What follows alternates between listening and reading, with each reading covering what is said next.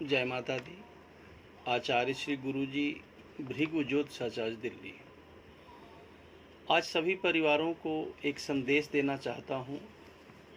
जो आज पूरे विश्व में कोरोना महामारी से त्राही त्राही मचा हुआ है, इससे बहुत सावधानी बरतने की ज़रूरत है। और जुलाई और अगस्त में बहुत सावधानी बरतें, बहुत बिगड़ेगी स्थिति, बहुत लोग ग्रसित होंगे इस बीमारी से।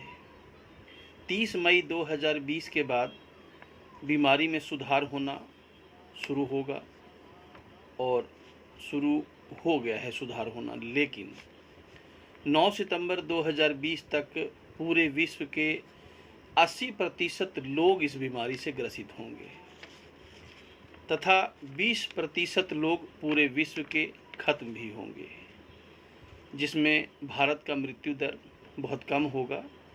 लेकिन बीमारी बहुत ज़्यादा फैलेगा, बहुत भयंकर रूप लेगा बीमारी का, उससे हमें बचाव करने की ज़रूरत है।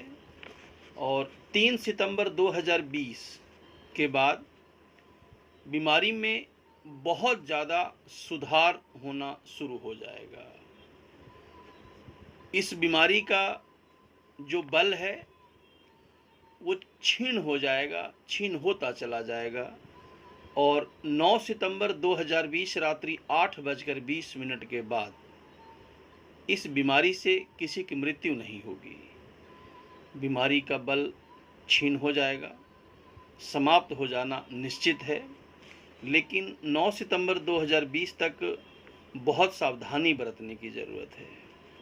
यह बीमारी ईश्वरीय प्रकोप, कलयुग के प्रकोप का दिया हुआ ये बहुत बड़ा दंड कह लें आप, प्रकोप कह लें आप, जो पाप अनाचार निंदा की देन है। ये रामचरितमानस जैसे शास्त्र में वर्णन है, जब पाप अनाचार निंदा बढ़ेंगे तब चमगादड़ अवतरित होंगे।